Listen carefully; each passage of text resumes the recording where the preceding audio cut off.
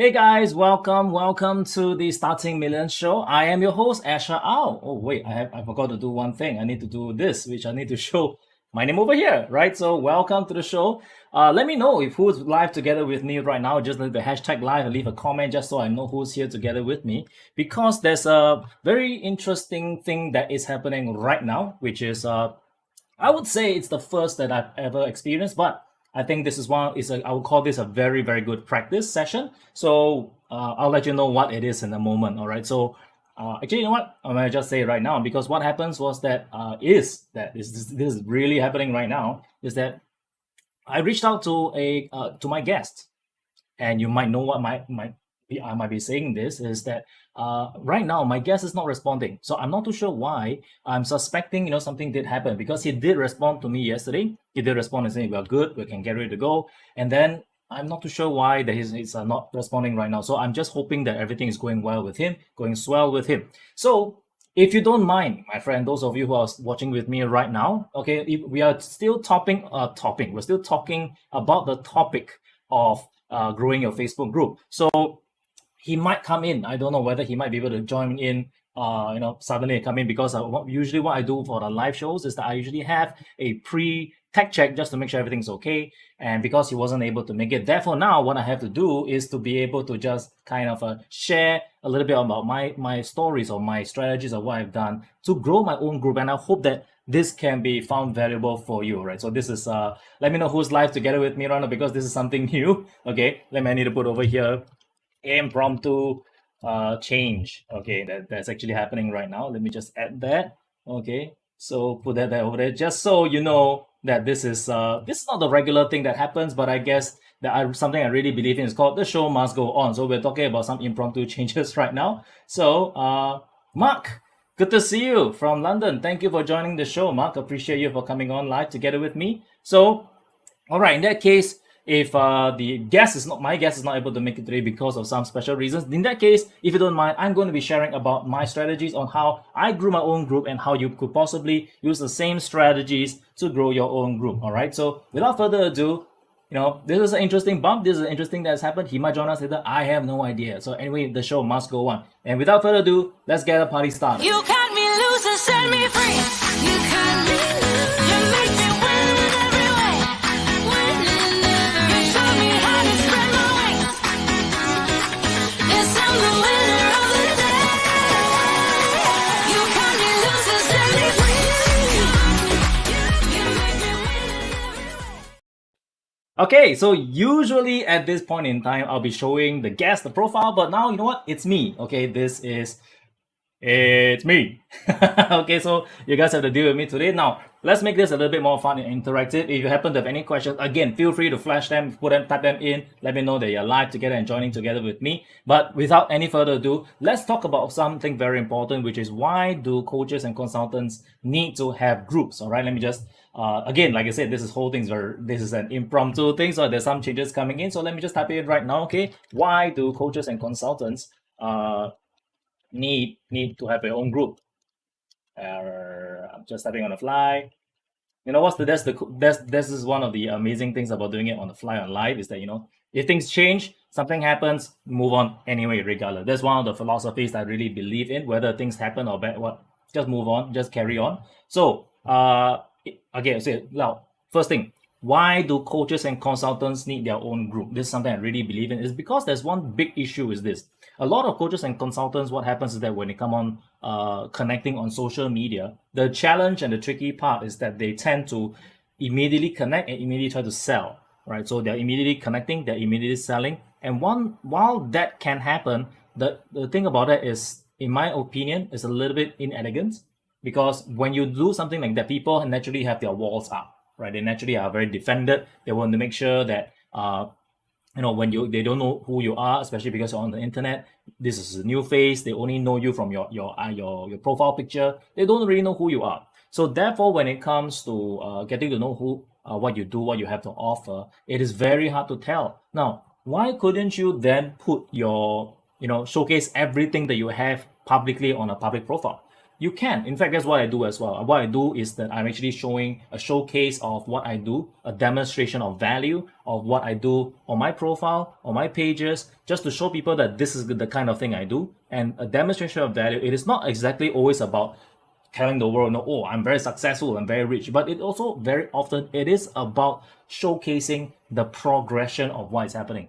And exactly what's happening right now, it is we have a circumstance that I can't do anything about. And instead of calling it off, I decide, you know what, I'm just gonna go on anyway because it is already set in stone, it's already set in stone, and I'll commit myself to come on it, right? So if you're watching together with me live, please let me know and give me some encouragement to know that this is things happen and we gotta truck on anyway. All right, we gotta truck on anyway. So that's a real thing that's happening right now. So that's what I really believe in. When you're able to showcase your strengths, showcase the vulnerabilities, the actual things that's happening, you're telling the world in this case that you're willing to open yourself up to let people see what you have.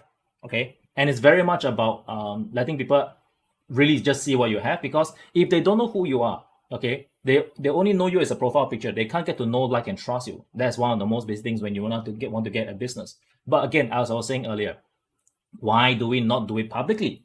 The reason for that is because if you do it publicly too much, there is something called commitment.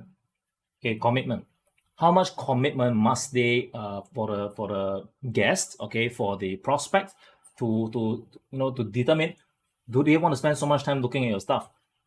If they already know you, for example, if I know some of the gurus and they have a whole bunch of followers where, the whole bunch of people that can follow them, then when they go live on a profile, they go live on the pages, there's a lot of people watching, then it will make sense. But if you're someone new, someone who is starting out, and you do that, it is a good way to showcase your value, to showcase what you have to offer. But if someone is new, is coming to your profile and notices that every post, everything you have in your profile is like an hour-long video, right? 20, 30 minutes long videos, okay? Those require a lot of commitment. So if they have a lot of commitment, it's very hard for them to I wouldn't say very hard, but they immediately will decide, you know what, this is too much information, I can't handle this right now, and they will decide, I'm going to put this later. So therefore, because of that, they won't be able to you won't be able to get them as a prospect, but they might know that you are someone of value. So the way to overcome that is really through follow-up. All right. So why do coaches and consultants in their own group is so that because instead of overwhelming people with a lot of information on your own profile, on your own page, you bring all that content into your own group. Okay. So where's that places where all the stuff is all kept? It's kind of like a secret. I would say it's a private but visible group. So that means people can go and join it to see what you have inside there. So it's all collected inside there, and you don't, completely flood your entire profile with information that you don't really want that all the entire time, unless you want it there strategically. That depends on the strategy. But bringing them into your own group gives it a little bit more exclusive feel, a little bit more private feel, where you are able to build a relationship with someone, with your guest, with the people who are coming, and build a relationship through that. So that's one of the big reasons why they need their own group, or why you need your own group. All right. So that is the reason why. So what should you do? What should you do? Okay, let me just put over there. I've done this one over here. Okay, what to do in your own group if you're starting out. Okay, if you're starting out, right? So I'm specifically speaking to people who are starting out and trying to create their own group. So what to do in your own groups. Now, why do I choose Facebook groups? Is because there's in terms of the community building aspect, I think this is the best that Facebook has to offer. And in terms of the value, of what people can give to you, all right, or rather the value that you can afford to give, I think in terms of Facebook itself is the one of the most structured things that is completely free. So therefore, what you need to do in the group, there's a few things. Set up the place like a home, right? Like a house that you have. You want to make sure that everything looks nice. You start out with a very nice profile banner. Your banner, okay, you just let them know that this is your group. You welcome them into the group. And afterwards, when they join in the group, now here's a very important thing. Every group that grows well, you need to be clear on who you're inviting in. You don't just invite in because for the sake of allowing people in to come in for the sake of it.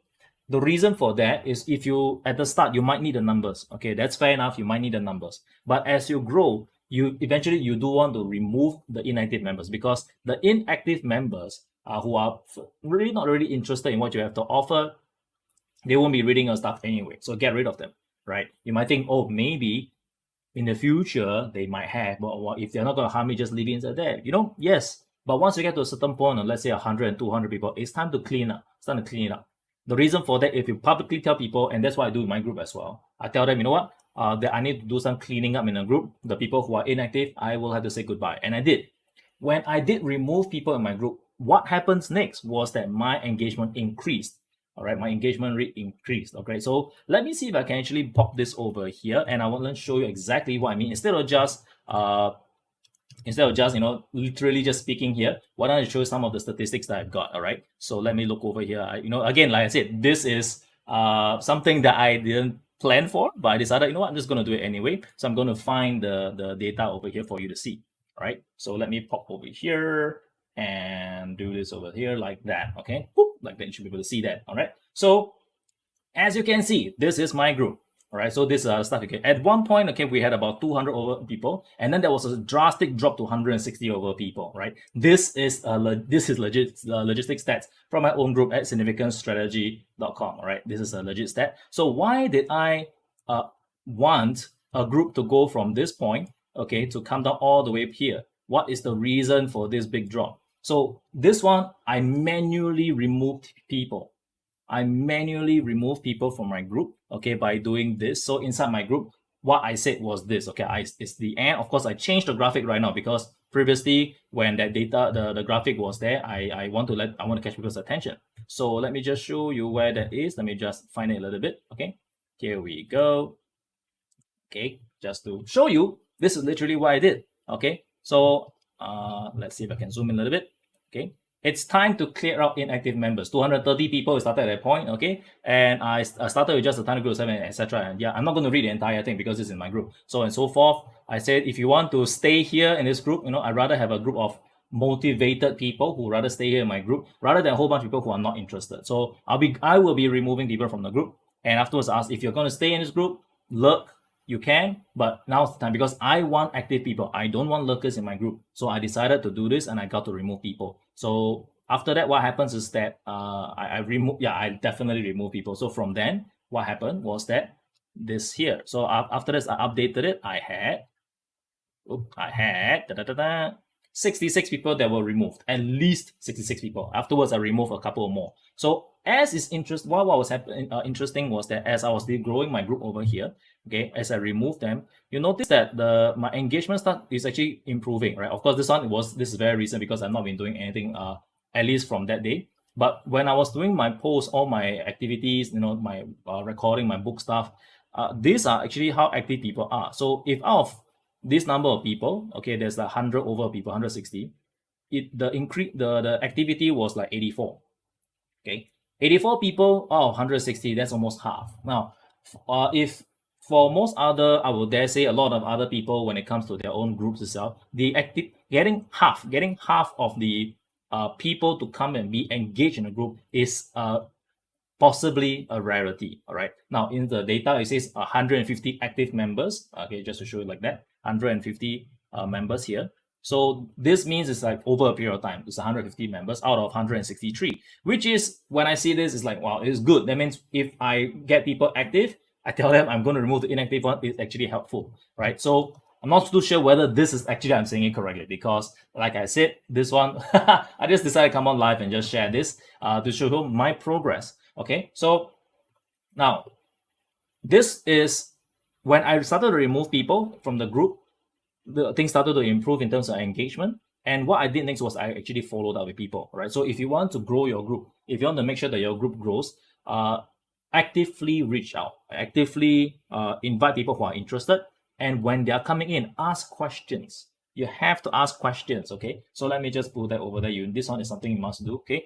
Ask questions for new members. This is completely necessary in my point of view, because this way you'll be able to weed out the real people from the fake, because there's a lot of bots, a ton of bots when it comes to Facebook. And afterwards, what happens is there was a period of time where I had like literally 20 over people that requested to join. And I was like, wow, 20 people, that's great. But afterwards, what happens was I checked the profile, every single one of them was a bot, and I declined all of them. I didn't want that because there is no point to fluff up my profile with a whole bunch of bots who might be stealing information from other members. I don't know how because I don't use a bot. I don't do any kind of thing like that.